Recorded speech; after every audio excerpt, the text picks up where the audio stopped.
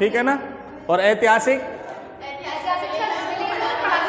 मिले भी हैं और पढ़ा भी जा सका है। Very good. तो देखिए आद्य ऐतिहासिक कालीन सभ्यता है कालीबंगा कांस्य युगीन सभ्यता है। कांस्य युगीन सभ्यता है कालीबंगा हड़प्पा कालीन सभ्यता है।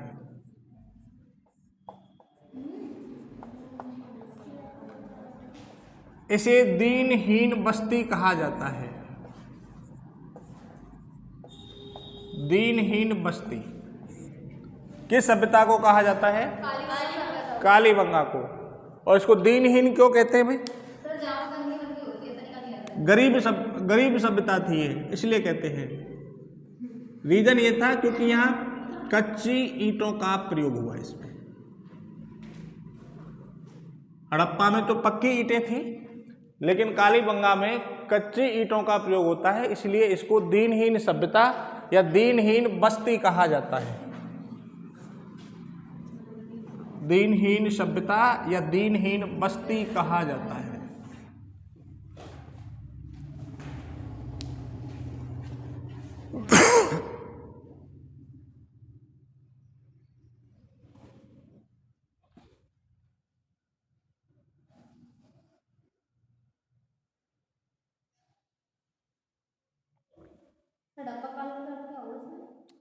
हड़प्पा कालीन सभ्यता बेटा, हड़प्पा कालीन इसलिए क्योंकि ये हड़प्पा सभ्यता का एक स्थल है भाई। सिंधु घाटी सभ्यता भी वही है, हड़प्पा सभ्यता भी वही है, और केवल सिंधु सभ्यता भी वही है। तो हड़प्पा का स्थल है, इसको हड़प्पा कालीन स्थल कहा जाता है।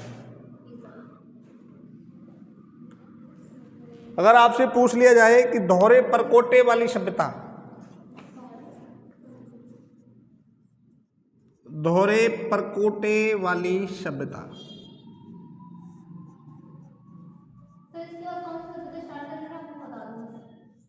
इसके बाद राजस्थान की सभ्यताएं हैं, आहड़ है, गणेश्वर है, आहड़ कर लेंगे, ठीक है। तो देखिए दोहरे परकोटे वाली सभ्यता, ये कालीबंगा सभ्यता के बारे में है सारे फैक्ट। सिंपली आपसे देखिए स्पष्ट पूछता है कि भाई कालीबंगा सभ्यता है किस युग की है? आद्य ऐतिहासिक कालीन।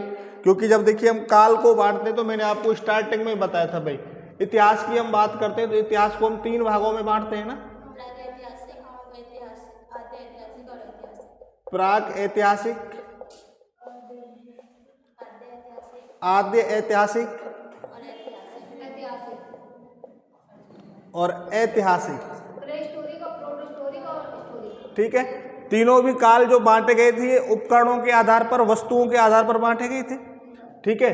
तो देखिए उपकरण और वस्तु साक्ष्य तो यहाँ से भी प्राप्त हुए थे, उपकरण वस्तु यहाँ से भी प्राप्त हुए थे, और उपकरण और वस्तु यहाँ से भी। यहाँ कोई भी लिखित प्रमाण नहीं मिला। प्राक ऐतिहासिक काल में कोई भी लिखित प्रमाण यानी लिपि लिखावट नहीं मिली। तो ये तो आ जाता है हमारा किसमें? प्राक ऐतिहासिक में। आद्य ऐतिहासिक में लिखित प्रमाण मिले लेकिन इनको पढ़ा नहीं जा सका, तो ये किस में आता है? आद्य ऐतिहासिक काल में आता है। ऐतिहासिक काल में लिखित प्रमाण मिले हैं और ये पढ़े भी जा सके हैं। क्लियर है बात?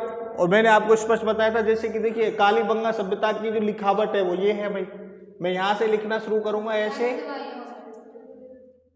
ऐसे लिखूंगा मैं, यानी ये दाएं से किधर चलती है? बाएं चलती है। और इस लिपि को हम किस नाम से जानते हैं? सर्पिलाकार लिपि। इसका दूसरा नाम क्या है?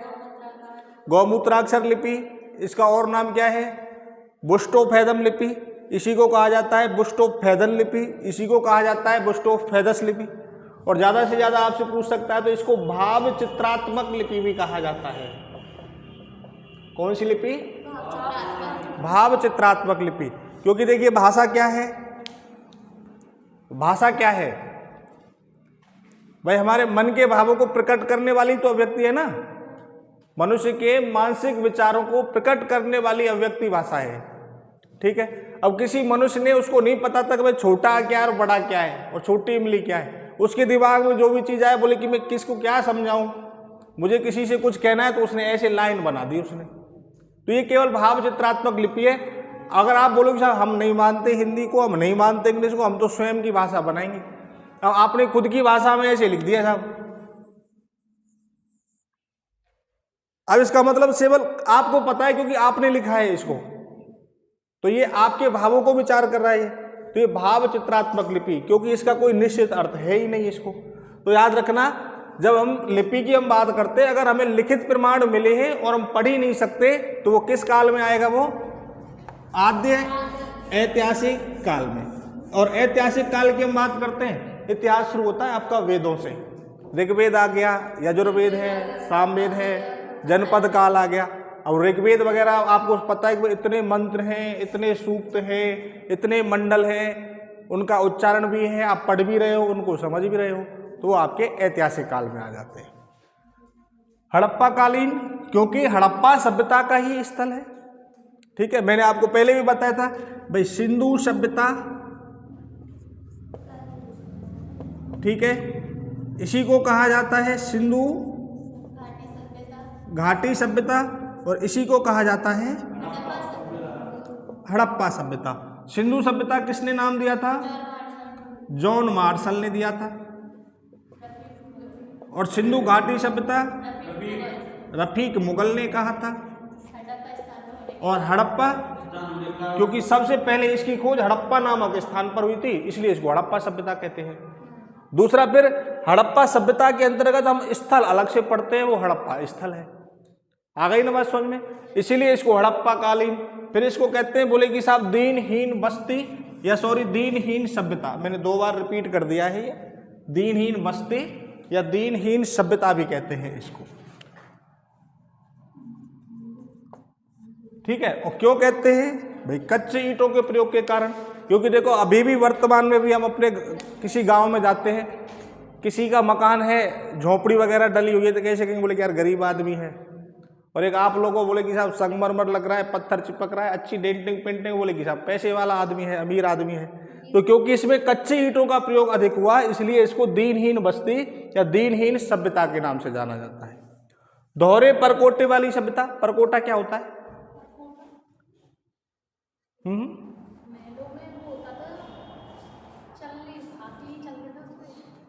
नहीं, वो नहीं होता बेटा परकोटा। किसी को घेरना, बाउंड्री। जैसे मान के चलिए किले की, हाँ, किले की दीवारें हम कह सकते हैं, 4 दीवारी कह सकते हैं। ये आपका घर है, ठीक है।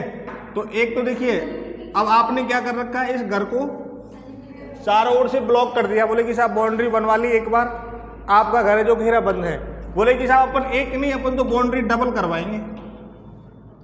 अगर यहाँ डबल बाउंड्री हो गई, क्योंकि जब यह खुदाई हुई कालीबंगा में, जब खुदाई हुई तो इसमें 2 दीवारें पाई गई। कितनी दीवारें पाई गई? 2 दीवारें पाई गई। इसीलिए इसको कौन सी सभ्यता कहा जाता है? इसीलिए इसको दोहरे परकोटे वाली सभ्यता कहते हैं। आ गई बात समझ में? यहां तक कोई समस्या? छाप लिया सभी ने? Very good.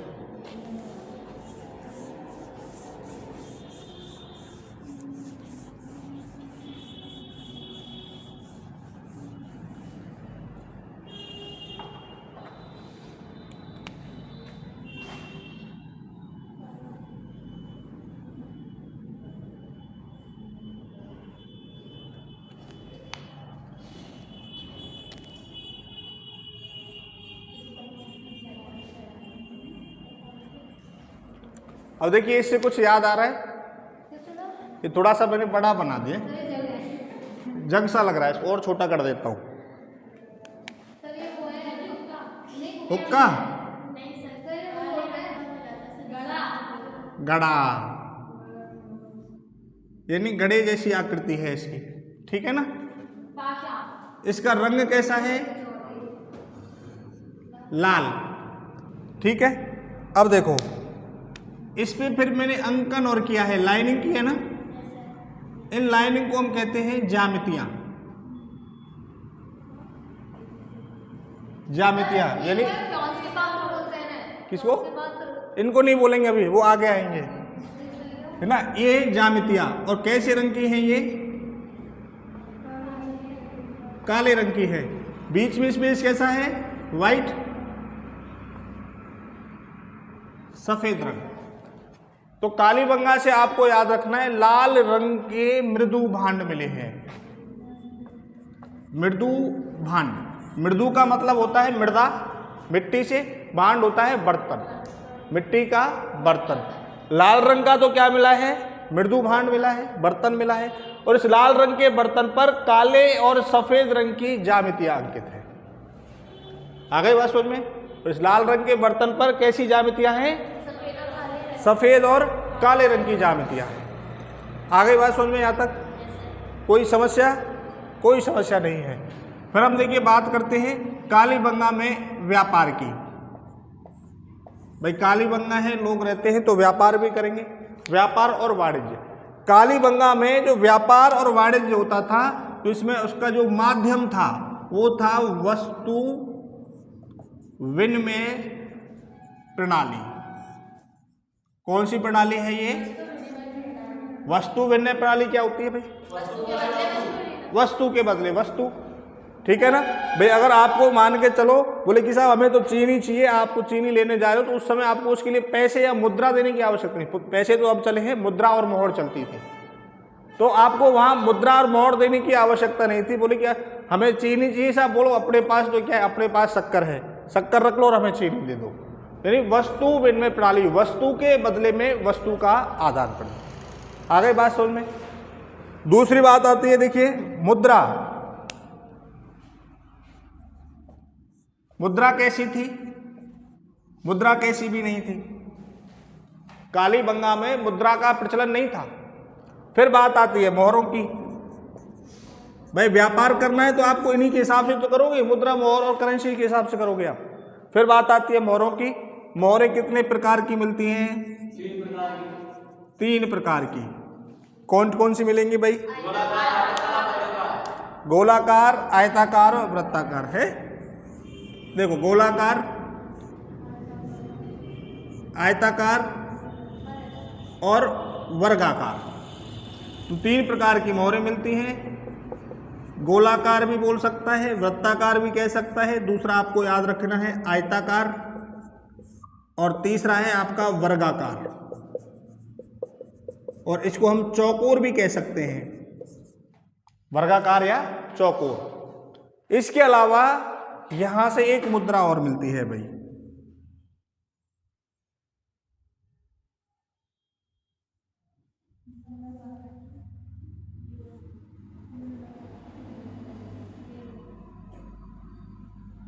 ये देखिए बेलनाकार मुद्रा।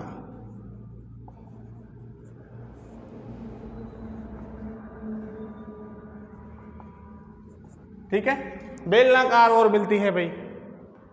अब बेलनाकार की बात करते तो बेलनाकार का प्रचलन कालीबंगा में नहीं था, इसका प्रचलन था मेसोपोटामिया में। मेसोपोटामिया जो कि विश्व की प्राचीनतम सभ्यता है। स्टार्टिंग में मैंने आपको लिखा था विश्व की प्राचीनतम सभ्यता है मेसोपोटामिया।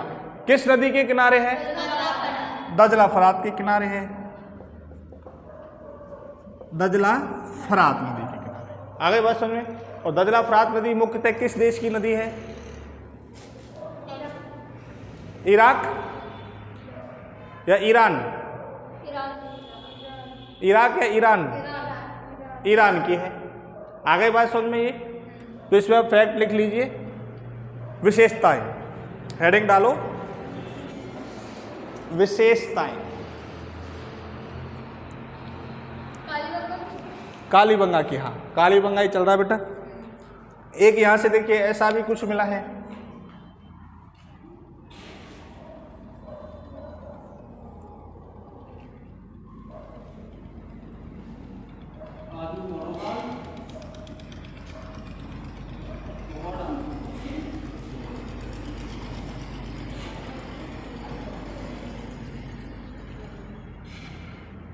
एक मनुष्य की खोपड़ी मिली, कंकाल।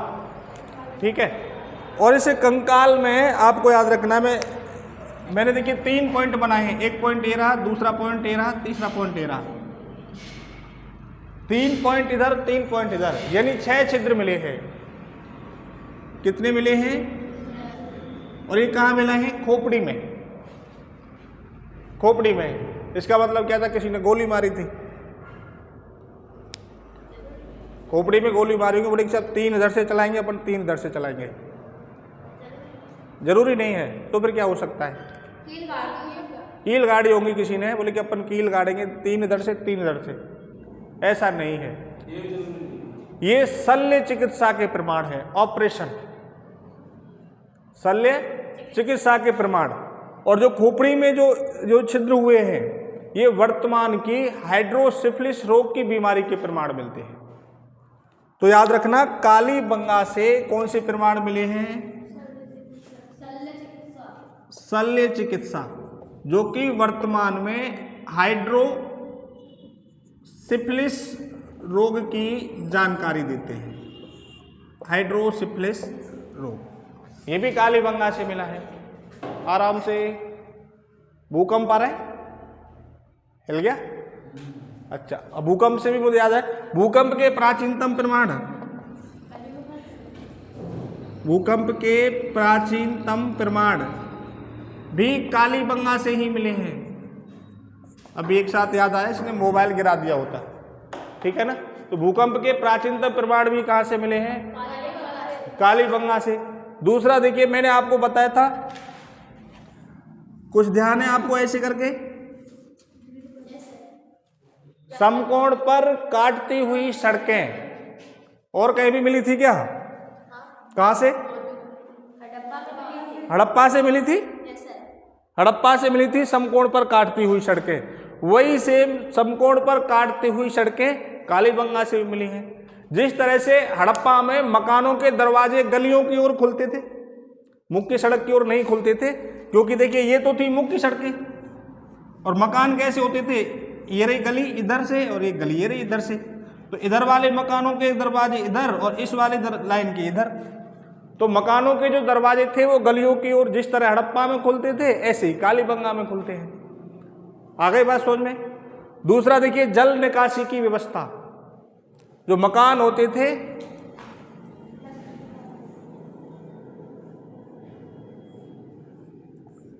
ये मकान है, ये छत है, तो देखिए छत किसकी होती थी? लकड़ी की। और दीवार होती थी कच्ची ईंटों की। और जल निकासी के लिए नालियां होती थी, वो भी लकड़ी की नालियां होती थी। तो विश्व में लकड़ी की नाली के प्रमाण भी कहाँ से प्राप्त होते हैं? कालीबंगा से प्राप्त होते हैं। आई बात समझ में? तो विशेषताओं में छाप लीजिए, पॉइंट नंबर 1, 2, 3 करके मैं बोलता हुआ चलता हूँ। हाँ बिल्कुल, जुते हुए खेत के साक्ष्य भी कालीबंगा से। विश्व में प्राचीनतम जुते हुए खेतों के साक्ष्य भी कालीबंगा से। ये रहा देखिए खेत, और इस खेत में क्या था कि ये वाली जो लाइन थी 1.2 मीटर की थी। कितने मीटर की थी? उत्तर से दक्षिण वाली जो साइड है ना, ये वो जो लाइन थी, ये तो थी 1.2 मीटर की।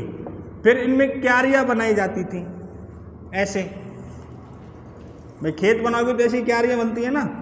और ये जो पूरब से पश्चिम वाली जो साइड थी, ये थी 30 सेंटीमीटर की। कालीबंगा में खेतों के प्रमाण मिले हैं और उनमें क्यारियां बनी हुई थी। उत्तर से दक्षिण की ओर जो लाइन बनती थी खेतों में, उसकी तो चौड़ाई होती थी 1.2 मीटर, और पूरब से पश्चिम जो होती थी, इसकी चौड़ाई कितनी होती थी? 30 सेंटीमीटर। किसका बेटा? बिल्कुल है, ठीक है। अभी खेती पर बात कर रहे हैं, अभी हम केवल खेती को। तो विश्व में प्राचीनतम जुते हुए, याद रखना, जुते हुए खेतों के प्रमाण कहाँ से मिलते हैं? कालीबंगा से। अब एक समस्या यही नहीं है, समस्या दूसरी और है, आपको मैं बता देता हूं। सरसों, चना, गेहूं और जौ, जुते हुए प्रमाण तो मिलते हैं। एक साथ 2 फसलों के प्रमाण भी कालीबंगा से ही मिलते हैं। कि एक साथ 2 फसलें उगाई जाती थी, इस बात के साक्ष्य भी कालीबंगा से ही मिलते हैं। आ गई बात समझ में? अभी और फैक्ट है, पहले इनको लिख लेते हैं एक बार। तो पॉइंट नंबर 1 में लिख लीजिए,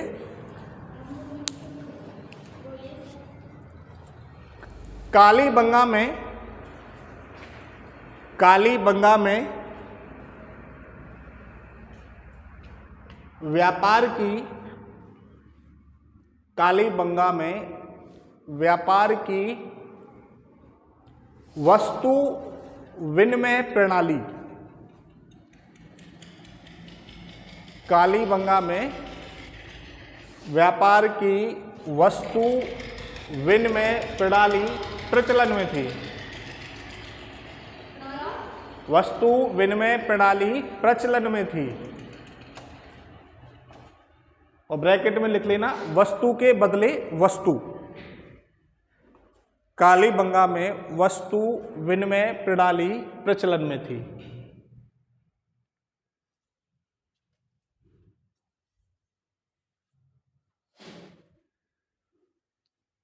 नेक्स्ट लिखिए, कालीबंगा में 3 प्रकार की मोहरों का प्रचलन था। कालीबंगा में 3 प्रकार की मोहरों का प्रचलन था।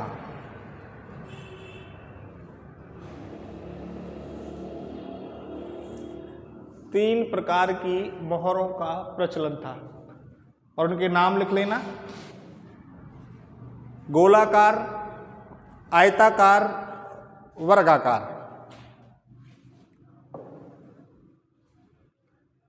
गोलाकार, आयताकार, वर्गाकार।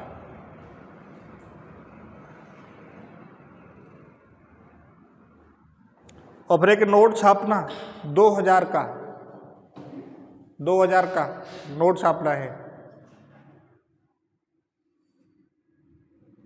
कालीबंगा में मुद्रा का प्रचलन नहीं था, ये विशेषकर याद रखना है। कालीबंगा में मुद्रा का प्रचलन नहीं था। मुद्रा का प्रचलन नहीं था।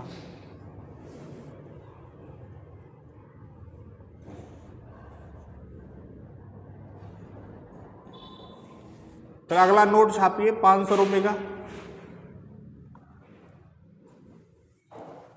ज्यादा नोट मत छापना, जितने नोट बोलता हूं उतने ही छापना, ठीक है? आरबीआई गरीब हो जाएगी नहीं तो। उस नोट में आपको लिखना है कि कालीबंगा से प्राप्त बेलनाकार मोहर, कालीबंगा से प्राप्त बेलनाकार मोहर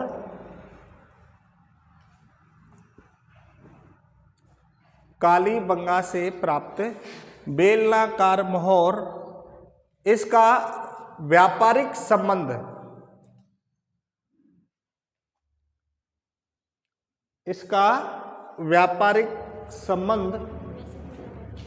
विश्व की प्राचीनतम सभ्यता, इसका व्यापारिक संबंध विश्व की प्राचीनतम सभ्यता मेसोपोटामिया से, विश्व की प्राचीनतम सभ्यता मेसोपोटामिया से दर्शाती है। विश्व की प्राचीनतम सभ्यता पोटामिया, मेसोपोटामिया। अच्छा मोटा लिख दिया मैंने, हाँ पापतंग है भैया, सॉरी शक्तिमान। मेसोपोटामिया से दर्शाती है।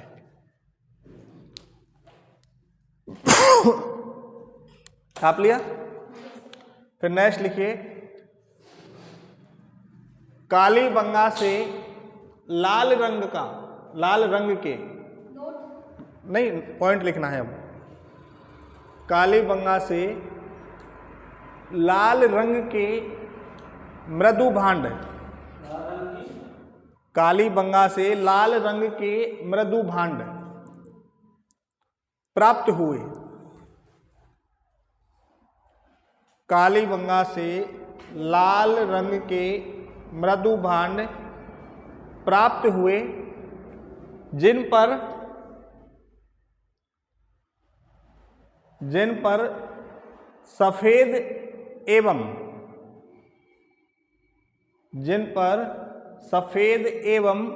काले रंग की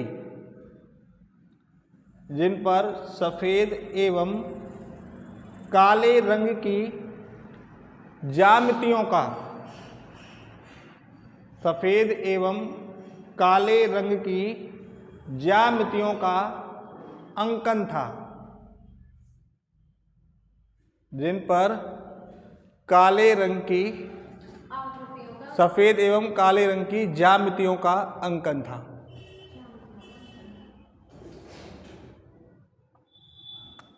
छाप लिया? अगला पॉइंट लिखिए। कालीबंगा में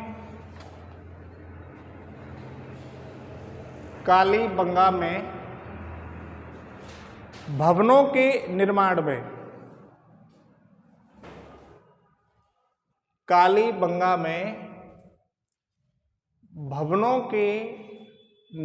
में कच्ची ईंटों का प्रयोग हुआ। कालीबंगा में भवनों के निर्माण में कच्ची ईंटों का प्रयोग हुआ।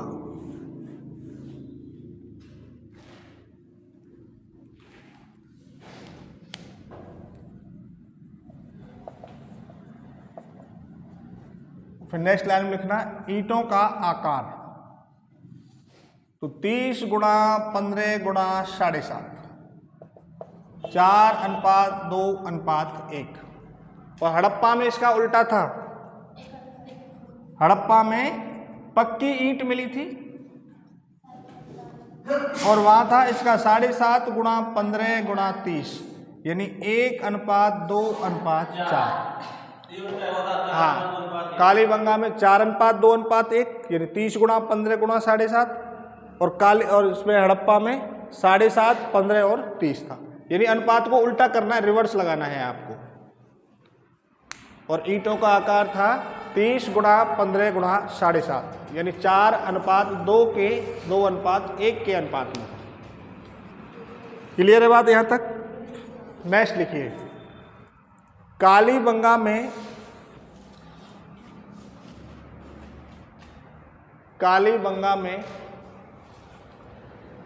लकड़ी की नाली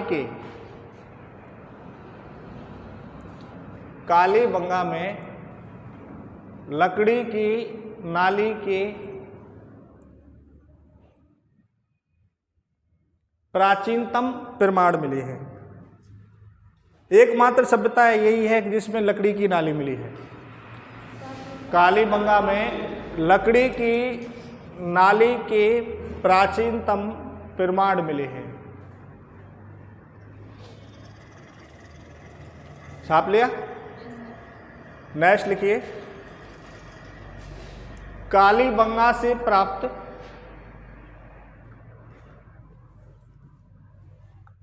नेक्स्ट पॉइंट है ये। कालीबंगा से प्राप्त एक मानव खोपड़ी में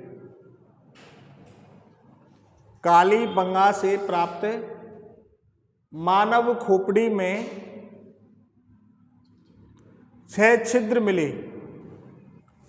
कालीबंगा से प्राप्त मानव खोपड़ी में 6 छिद्र मिले। 6 छिद्र मिले जो यहाँ की शल्य चिकित्सा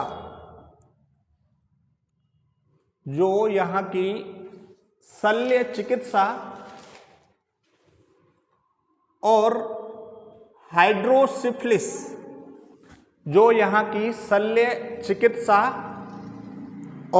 हाइड्रोसिफिलिस रोग की जानकारी देते हैं।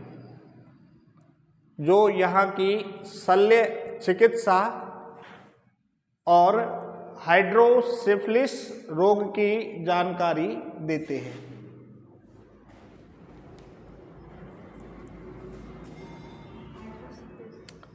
हाइड्रोसिफिलिस रोग की जानकारी देते हैं।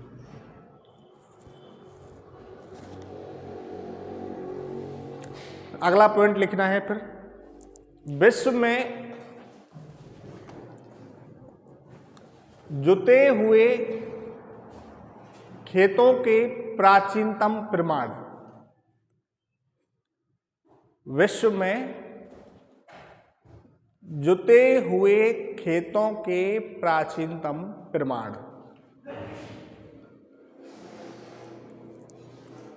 विश्व में जुते हुए खेतों के प्राचीनतम प्रमाण।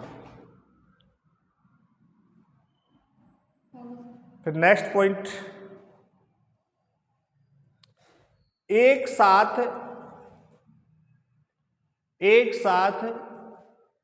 दो फसलों के प्रमाण। एक साथ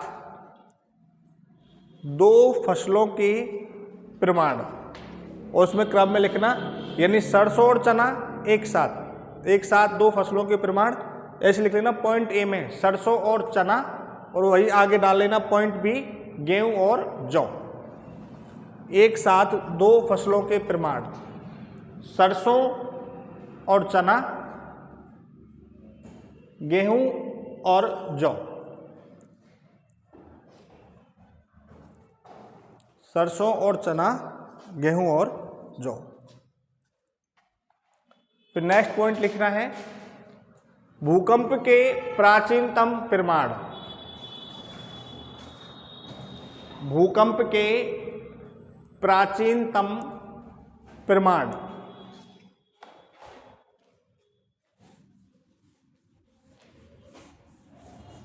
भूकंप के प्राचीनतम प्रमाण।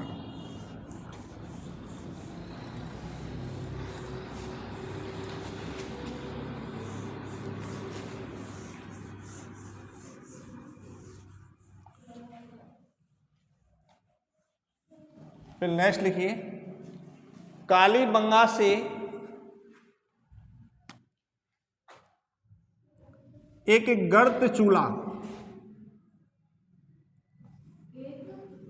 गर्त चूल्हा, गर्त चूल्हा देखा है आपने? देखा है, गड्ढे में बना होता है जो, यानी जिसकी आकृति गड्ढे जैसी होती है। ऐसे चूल्हे की रोटी नहीं खाई आप लोगों ने? अल्लाह कसम नहीं खाई? अगर गलत साबित हुए तो खाइए। तंदूरी रोटी नहीं खाई? तंदूर का आकार कैसा होता है? गड्ढे जैसा ही होता है ना। तो फिर अभी क्यों अल्लाह को मारना चाह रहे थे आप लोग? ठीक है, तो अगला पॉइंट लिखिए, कालीबंगा से गर्त चूल्हा, और गर्त चूल्हा के सामने ब्रैकेट में लिख लेना तंदूर।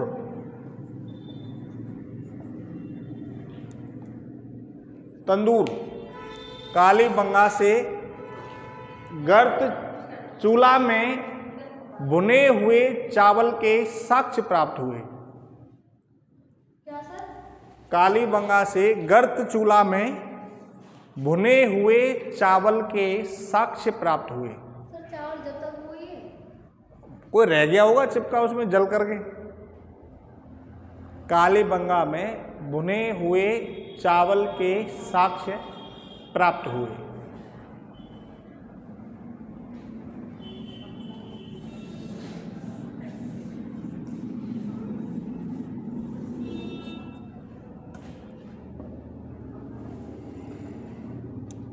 वो लिखा दिया था कि समकोण पर काटती हुई सड़कें, नहीं लिखा है सर। और लिख लीजिए, कालीबंगा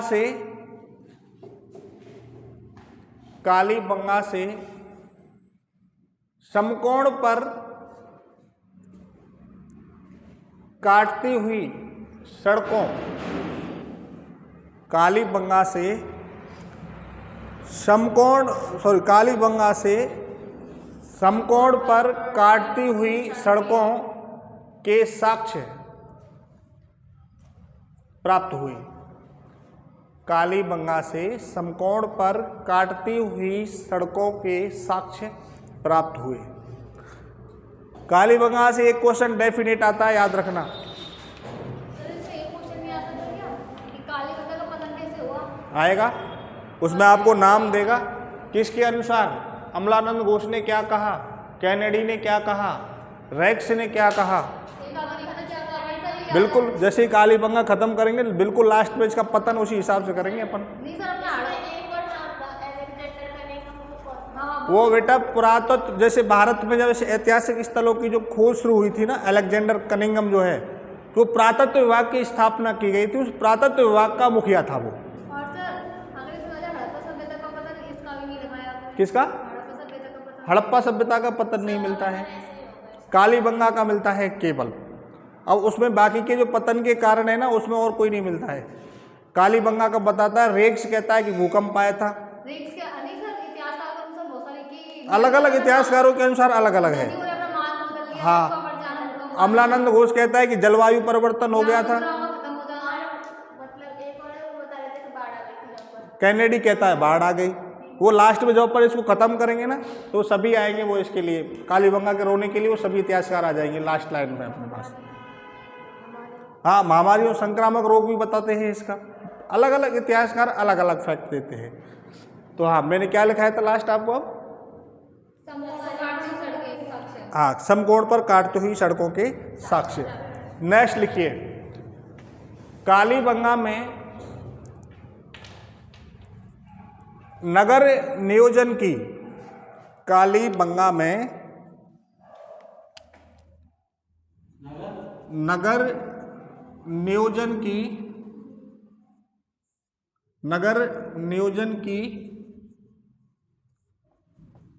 ग्रिड पद्धति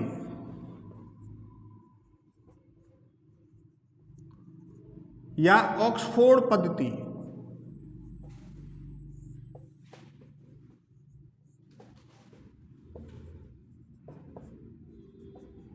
या जाल पद्धति, तीनों एक ही नाम है ना। कालीबंगा में नगर नियोजन की ग्रिड पद्धति, ऑक्सफोर्ड पद्धति या जाल पद्धति प्रचलन में थी। नगर नियोजन की ग्रिड पद्धति, ऑक्सफोर्ड पद्धति या जाल पद्धति प्रचलन में थी।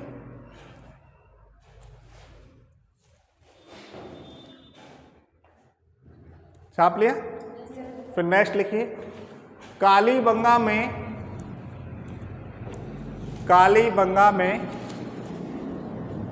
मकानों के दरवाजे,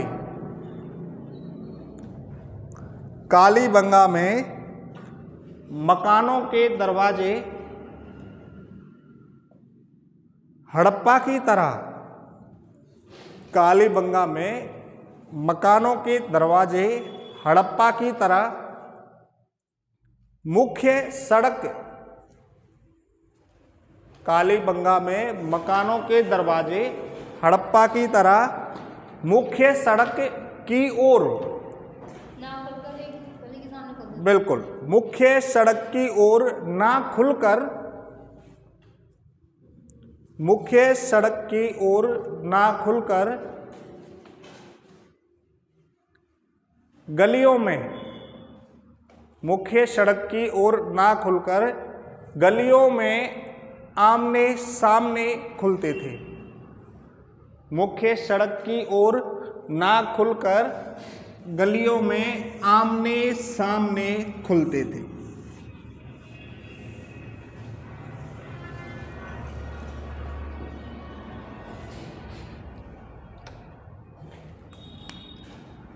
अब देखिए, इसी में है अगली हेडिंग शवाधान, यानी शवों को दफनाना, कि लोग मर जाते हैं तो उनके लिए क्या करना है। तो यहां आपको याद रखना है कि 3 प्रकार की कब्रें मिली, या आप कह सकते हैं 3 प्रकार का शवाधान।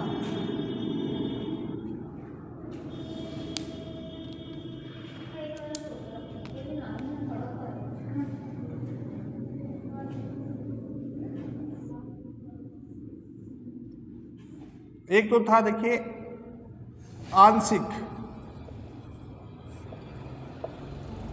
आंशिक शवाधान,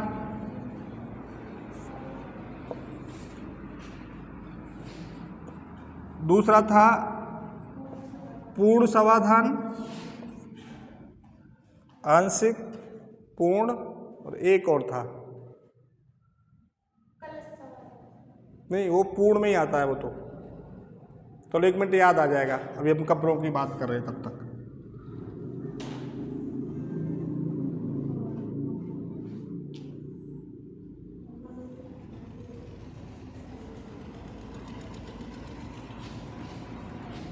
तो देखिए कालीबंगा से 3 प्रकार की कब्रें मिलती हैं। कितने प्रकार की मिलती हैं? 3 प्रकार की। एक तो थी आयताकार, ये वाली आयताकार है। दूसरी मिलती है अंडाकार और तीसरी मिलती है मिश्रित कब्र। यानी इसमें आयत का भी वर्जन है और अंडा का भी वर्जन है। तो इसमें तो व्यक्ति को सीधे लिटा दिया जाता था भाई, ये गया आदमी, ठीक है, इसमें भी सीधा ही लेट जाएगा। रोना मुंह कर देता हूं ना, आदमी मरता हुआ थोड़ी हंसेगा।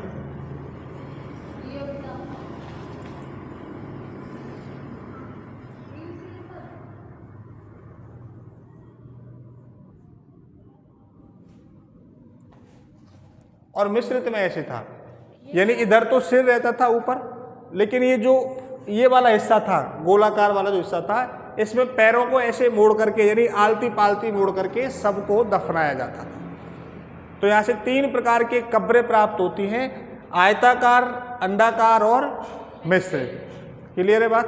तो लिखिए इसमें समाधान में 3 प्रकार की कब्र, 3 प्रकार की कब्र।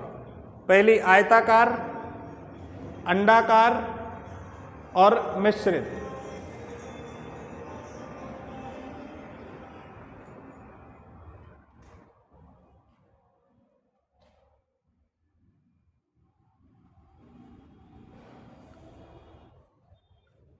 आयताकार, अंडाकार और मिश्रित।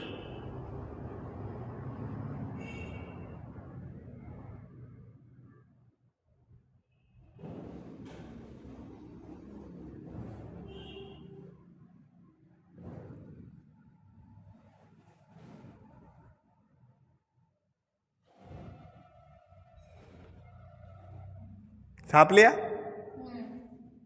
फिर नेक्स्ट लिखिए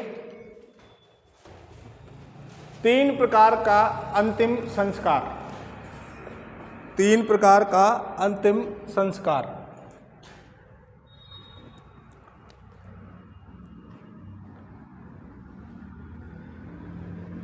तीन प्रकार का अंतिम संस्कार। आंशिक शवाधान, कलश ही था इसमें शायद, कलश ही करना सही बता रहे थे बेटे आप ना। 3 प्रकार का अंतिम संस्कार। पहला आंशिक शवाधान, दूसरा था पूर्ण शवाधान और तीसरा था कलश शवाधान।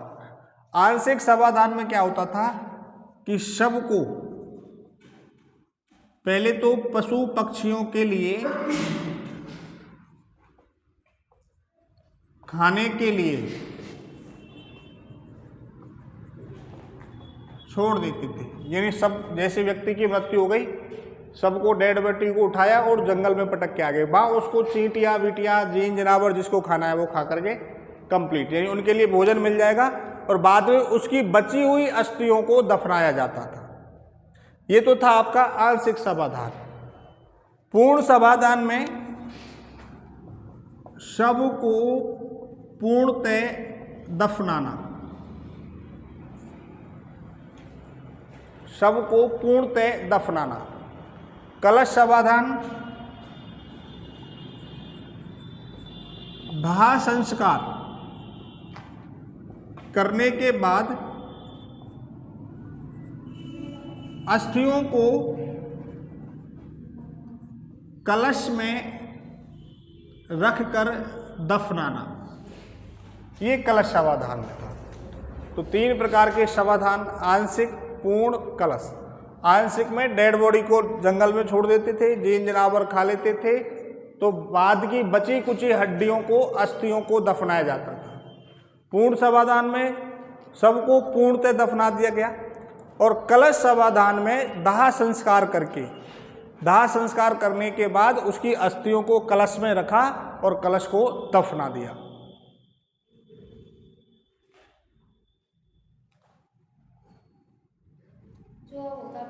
जो प्रेजेंट में होता है। नहीं, कलश को तो अभी भी नहीं दफनाते हैं, पानी में वैसे पानी में बहा देते हैं। यहां आपको एक नोट छापना है।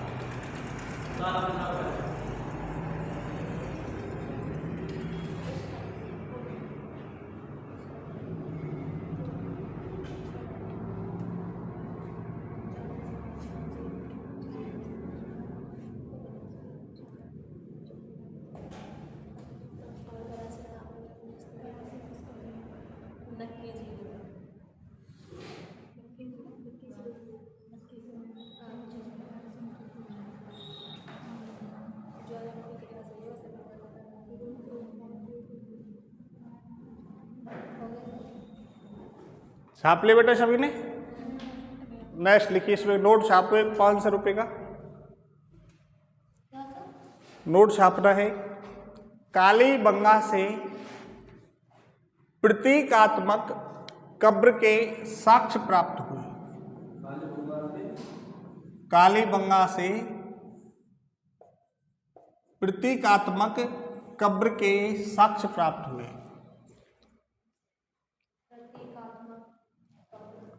कालीबंगा से प्रतीकात्मक कब्र के साक्ष्य प्राप्त हुए। अब प्रतीकात्मक कब्र क्या होता है?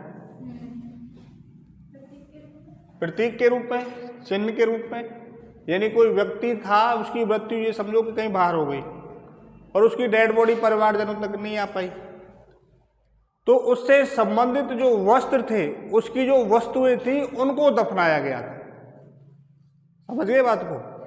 व्यक्ति की मृत्यु हो गई लेकिन व्यक्ति वहां मौजूद नहीं था, वो दूर था कहीं, उसकी डेड बॉडी परिवार तक नहीं पहुंच पाई, तो उससे संबंधित वस्तुओं को दफनाया गया था, इसलिए उसको इतिहासकारों ने प्रतीकात्मक कब्र की संज्ञा दी है। आ गई बात समझ में? और इस प्रतीकात्मक कब्र में देखिए मिला क्या है। एक तो भाई दर्पण मिला है कि लेटा रहे, आराम से बाल काटता रहे, ठीक है। दर्पण मिला है, कंगा मिला है, चूड़ी मिली है, हाँ लिपस्टिक मिली है, ठीक है, हाँ, यानी सौंदर्य प्रसाधन सामग्रियां भी मिली है इस प्रति। तो इतिहासकार कहते हैं कि यह किसी महिला की कब्र है। किसकी कब्र है ये? महिला की। भाई हो सकता है कि पहले अब शाहजहां ने क्या बनवाया था, ताजमहल बनवाया था, किसी ने क्या किया भाई, कब्र बनवा दी हो अपनी पत्नी की स्मृति में, हो सकता है ना, ठीक है। तो लिखिए इस कब्र में, हाँ इस कब्र में, इस कब्र में दर्पण, कंगा, चूड़ी,